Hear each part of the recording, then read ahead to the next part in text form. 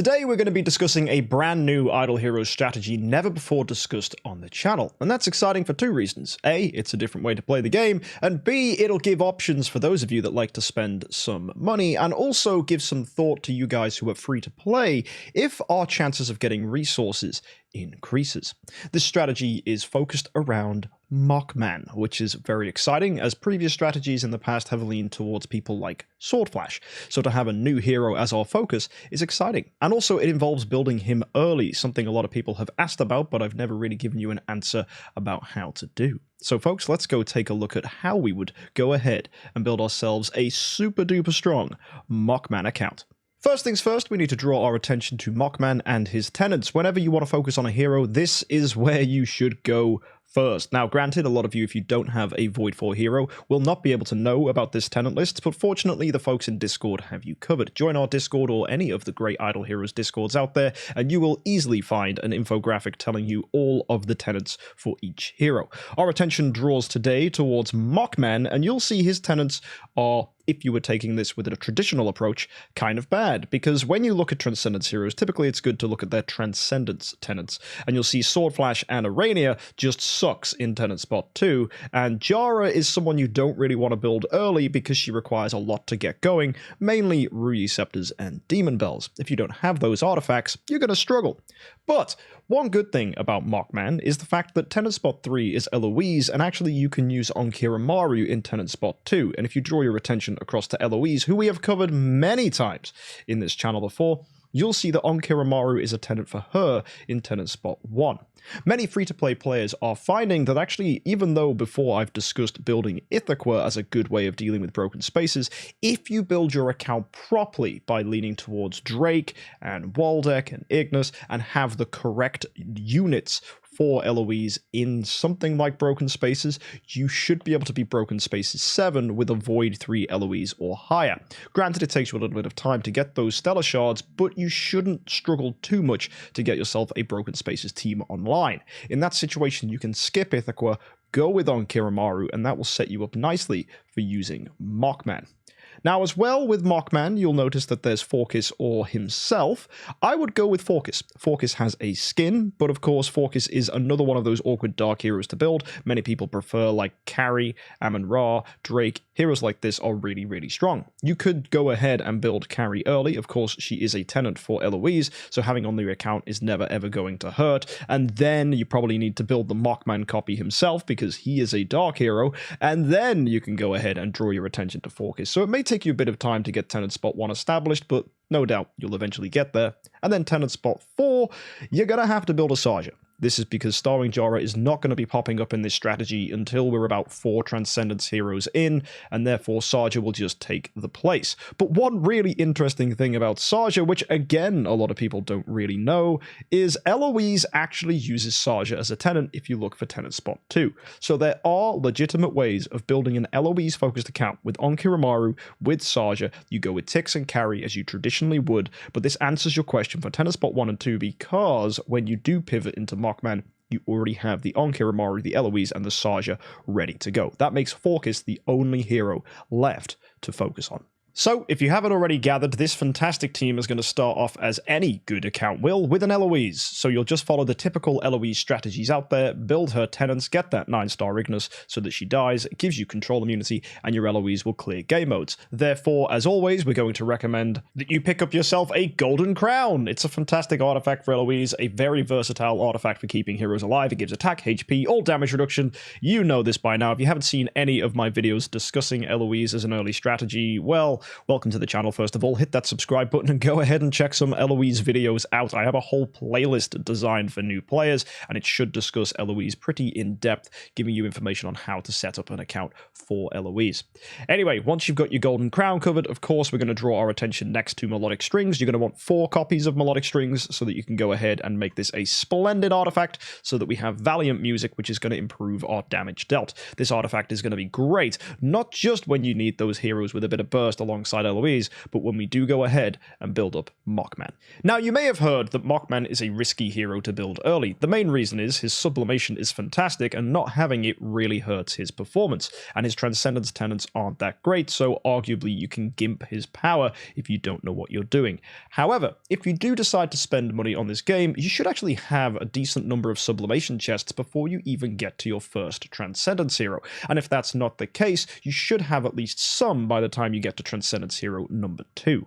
If you do find yourself in the situation with a Mockman with sublimation, you want to go ahead and improve his active skill first. The active skill is his main source of damage, and getting this upgraded is going to improve the consistency of that damage and give him more chase attacks, which is going to be fantastic for keeping up pressure on opponents. You'll also want to get yourself light slashing, because that's going to give him more power, more damage, and improving this is only going to help him even more when he inflicts Omen Rift. So all his abilities are going to be absolutely fantastic if you enhance these 2 sublimation trees. Once that's done, you can go ahead and upgrade the final passive, but that will need him to be Tree of Origin level 5, and it's recommended you actually avoid the noble sublimation here and only upgrade the first 3. The reason we say this is because this actually improves his chance of switching form, and sometimes that can be detrimental to keeping up damage because he can move from his aggressive stance to his defensive stance, which can actually hurt your ability to deal damage and keep up pressure.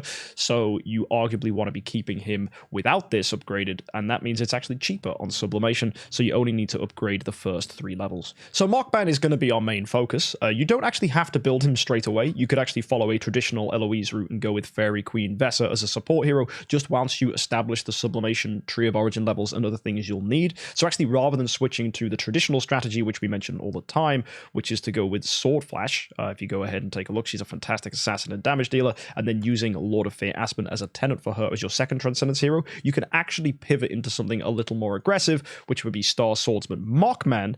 And funnily enough, Lord of Fear Aspen. You may not have seen him on the tenant list, but Lord of Fear Aspen is just bonkersly strong anyway as a Transcendence hero. Give him a Rui Scepter, and he's able to lock down opponents with his Horrify. Also, he's a Dark hero just like Mockman, so this is going to help you in Dark Seal Land. The 2 of them will work together, and that's very, very potent. So it's good to see that there's actually synergy here between those 2 heroes in that they can work together, and that's fantastic. So those 2 heroes definitely worth building as your first 2 Transcendence heroes, and then things get really interesting because when you get to Transcendence hero number 3, oh boy, you will not guess who it's gonna be next. Oh yeah, Star Alchemist Holmes Young. Now, this is why this strategy requires a lot of forethought, and definitely you need to know what you're doing if you're going to do this, because any guide out there, you can go check out a tier list, it'll tell you Star Alchemist Holmes Young is not good. That's kind of deceptive because he's just really hard to make work. And the reason because of that is his core. His core of origin is what makes Star Alchemist Holmes Young so good. Everything else he has is outclassed by other Transcendence heroes. But this core is ridiculous, mainly for the last sentence. When an ally dies, there is a chance to inflict perceptual disorder on the 2 enemies with the highest attack for 1 round. Now, what does that mean? What is perceptual disorder? Well, perceptual disorder is a stupidly strong ability which basically shuts down your opponent's ability to do things. If we scroll down, you'll see it's a skill effect during which its period changes the active skill and basic attack of the affected hero to poisons one of their allies at random. So rather than dealing damage to you, they will just, when they act, poison their teammates. This is massive if they're going to do an active skill, because they will still consume the energy as if they were going to do an active skill, but you take no damage from that active skill because it is replaced with the ability to poison their team. Nuts, nuts, nuts. I love how strong this is, but to do this, you do need a core. So if you are planning on building this strategy using Star Swordsman Mockman, you need to be fully aware that a core of origin is going to be your ticket to success. If you cannot pick up a core of origin, you are going to struggle. Now, places to get cores of origin, well, it typically comes from Transcendence events, just like this one currently right now, which is the Chinese New Year event. You can go ahead and pick up core of origin shard chests. Or if you maxed out the whole event, you'll even get yourself a core of origin shard chest as well, which is pretty nice. But you do need one of these chests to go ahead and pick up the Alchemist Holmes Young core. And actually, if you have 2 copies, you can get 2 copies of the core, which is even better. but that requires you to spend even more money. So it really depends on how much money you're prepared to spend. But when you do go ahead and build this strategy, it's kind of wild because it breaks all principles, because neither Lord of Fear Aspen, Mockman, or Star Alchemist Holmes Young are tenants for each other. It's crazy. But you are actually building an account focused on these three, and it actually just makes pure sense. It's so good. And then when you get to 4 Transcendence heroes, you'll go ahead and get Starwing Jara, because by now you should have Demon Bells and the Receptors to back this up. And there you go. Suddenly you've got yourself an insane team, because Jara's going to be a tenant for the Mockman, and you have one of the best damage dealers with amazing crowd control, ridiculous disruption from your Star Alchemist Holmes Young, and crazy CC as well from Lord of Fear Aspen. So Lord of Fear Aspen plus Jara, bonkers combo, Star Alchemist Holmes Young, and then Mockman to clean up. What a team. And that's 4 Transcendence heroes all working together. And that is known to absolutely plow through the Void campaign if you're building this properly. Now, other sublimations that you're going to need to focus on. Lord of Fear Aspen is going to love his active skill upgraded, because it inflicts Fear Abyssal Gaze to all targets when you do so and upgrade this. As well, it would be good to get Deadly Grasp upgraded, especially once you've got Jara, because that's going to reduce the control immunity of opponents, which means when Jara does an active, she's more likely to pop off. Jara, of course, is going to want her active skill fully upgraded. That's going to increase the amount of time she's going to inflict her control abilities, especially when you've overcharged in energy, and it's going to also increase the window within which that CC is triggered, and it's going to give her further control precision. That active skill is just ridiculously good value. Also, if you can, get her to Void 4, get Void Infusion, and this is going to allow her to start off with layers of focus and get more focus, because if you fully upgrade this, you'll see she starts the battle with 2 layers of focus, and focus increases her control immunity offset and control precision. Again, further ensuring that when she does finally do this active skill, that Petrify, Rocklock, and Freeze Cold Chill are going to hit those opponents, meaning they're not going to fight back, and if they do try to fight back, you've got Star Alchemist Holmes Young using his core for Perceptual Disorder, and of course you've got the Horrify here from Lord of Fear Aspen. Basically, all this strategy is doing is using the 3 most dominating control effects in the game alongside one of the best damage dealers in the game, just to totally eradicate the opposing team. And it makes for such a strong strategy. But as I said, you need to be a spender who can pick up decent amounts of sublimation, or maybe in the future, as the game releases more items for free-to-play players, we'll find that cores do become more accessible, sublimation becomes more accessible, in which case you will be seeing this strategy utilized more. Further to that, once you do have those heroes, you then want to go and consider a Scarlet Queen Halora, mainly because Abyssal Corruption will allow Mockman to deal even more damage to opponents and actually reduces the damage they deal, and as well Royal Guard is going to increase your all damage dealt. Again, subliming this is fantastic. Increasing another layer of Abyssal Corruption on opponents is ridiculous for damage, and then of course if you can, go ahead and upgrade Royal Guard and even Ultimate Queenship. This offers healing and more damage. It's just really strong, but of course getting her to Tree of Origin 5 and upgrading this sublimation may be a luxury for some, because sublimation is hard to come by, and upgrading yourself a ton of heroes in the Tree of Origin is very expensive when it comes to Stellar Shards, so I don't expect you to be able to do that straight away. Most people will just take her to Tree of Origin 2 and upgrade the active skill. In fact, that's one cool thing about Star Alchemist Holmes Young. He only needs to be Tree of Origin 1 to plug the core in, and you do not need any of his sublimation. You could upgrade his active skill if you really wanted to improve the chances that he pops off with the Perceptual Disorder from his active, and actually if you want to improve Eye of Destiny to increase the number of potions he gets to make that more consistent, then by all means do that, but you do not have to. You can just leave him at Tree of Origin level 1, and I get wrecked by teams sometimes that even have a Tree of Origin 1 Star Alchemist Holmes Young, because the core is just that strong. So yeah, it is actually a really good strat. All that said, Halora isn't even the only option to consider when you get to 5 Transcendence heroes. You could go with Mystic Fairy Freya. What makes her so good is that she has this passive ability which improves all damage reduction and attack on your team. Very strong, as each additional attack that you do and the longer you survive, that's just going to help your survivability and damage. And of course, if you go ahead and upgrade her sublimation, things get really nutty. Both of them are really strong. People would argue that one or the other are good, but obviously that means when you get to 6 Transcendence heroes, build the one out of Halora and Mystic Fairy Freya you didn't, and then 7 Transcendence heroes, it's finally time to go and build that Sword Flash.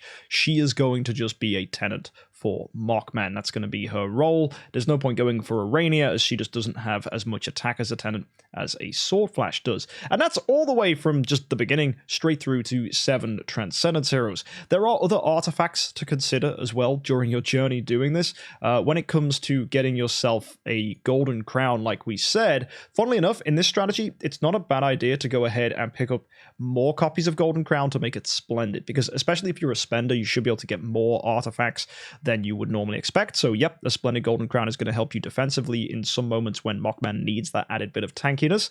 It could even be worth considering picking up the new artifact, the Gilded Purple Fan, as this will allow Star Alchemist Holmes Young to stay alive. So that's a really solid artifact to pick up. Of course, you are going to want a bunch of Demon Bells, ideally 16, as that's going to give you maximum energy feed. And by the time you build your Lord of Fear Aspen, he is going to want to wear a Rui Scepter.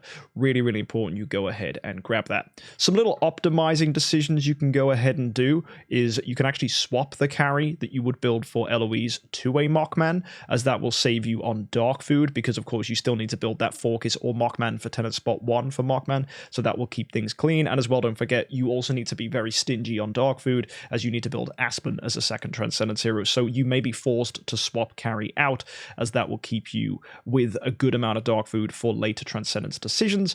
Of course, you can also go ahead and optimize the account by building Rogans. Rogan is a fantastic support hero with some of the best passives in the game, increasing crit damage and attack. Traditionally, you use him with Assassins, as he offers a double bonus, but that doesn't stop the fact his bonus is still really good for non-assassin heroes, so Mockman will benefit from this as well. And actually, just like the traditional Sword Flash route, it's always good to have a 10-star Ignis, as she will energy feed the Mockman, giving him more active skills and allowing him to keep his pressure up, giving you an active skill in round 1 from your Melodic Strings and round 2 from Ignis. A final point is, if you ever need to, you can pivot into Lord of Fear Aspen as a main homeowner. This is useful against boss fights, so Star Expedition comes to mind for things like that, because Aspen is better in the Mockman in game modes like that. Given how demanding dark food is, you may struggle to get tenant spot 1 covered on Aspen, especially early, but you should have access to Mockman for tenant spot 2, and Onkiramaru will have you covered in tenant spot 3. Tenant spot 4 is going to be tricky on Aspen as well, so this will be a very suboptimal build for Aspen when it comes to his home, but it's just to give you someone to deal damage in things like Star Expedition and Broken Spaces, if those are game modes you're struggling in. So overall, this strategy is designed to lean towards progress in Void Campaign and the Void Vortex. Mockman is just there to do absolutely tons of damage, keep pressure on opponents. Rogans will buff you up, Ignis will give you more actives, and Lord of Fear Aspen is there to crowd control the opponents, locking them down. And of course, Star Alchemist Holmes Young should only be built when you have access to a Core of Origin, in which case skip him for now and go with the Jara, and then come back to him when you do get yourself a Core of Origin, but he will offer that Perceptual Disorder, further improving your win chances against opponents. And once you do have that trio of heroes, if not 4 when you get to Jara, you will dominate campaign. And by the time you can go ahead and build a team of 5 Transcendence heroes, throw in a 10-star puppet, that'll give you the aura, that'll give you even more progress, and this team will very easily just shred Void Campaign for you. And of course, when you're at 6 Transcendence heroes, you've got Halora and Mystic Fairy Freya offering more support to keep that amazing team offering so much control and damage alive. And of course, you're going to turbo through. So let me know what you think about this in the comment section down below. Let me know if it's something you're interested in trying for yourself. But of course, I do want to give this a little sticker of warning that it's only for the most optimal free-to-play players who get really lucky, or it's for folks that are willing to spend to get themselves the artifacts and the Core of Origin that they'll need to maximize their progress. All in all, hopefully that's useful, because we don't make a lot of spender-orientated content, and who knows, as more stuff comes out, this could become an accessible route for free-to-play players. If you want to give this team a little bit more bite, you can go ahead and get yourself a B-tier Mockman who is on skill damage, crit damage, or holy damage. Skill damage is ideal, as that's massive on Awakened Heroes, and if you can get yourself an A tier with Giant Killer, that's going to be a lot more damage too, and that's going to push you even further. Of course, though, that's something way for the future, and pretty much exclusive to really, really lucky free-to-play players or whales. But if that is you, then go ahead and give this a spin. You might be pleasantly surprised. Either way, folks, hit that subscribe button. If you have any questions about this in the comment section, let me know. And by the way, a huge shout out to the folks in the Idle Heroes Discord community and to King Q, who wrote up this whole guide for that Discord. So if you want to go and see a more in-depth, detailed, broken down version of this guide, go ahead. I'll link that in the comment section below so that you guys can join their Discord and go say hi. Either way, see you next time, folks. Thanks for tuning in. And of course, happy idling.